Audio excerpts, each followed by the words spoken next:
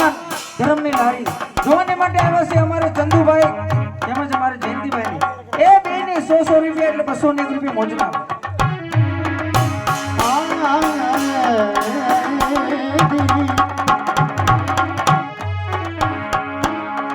જયંતિભાઈ અમારા સોનવડિયાના મહેમાન મારા ભાણેજના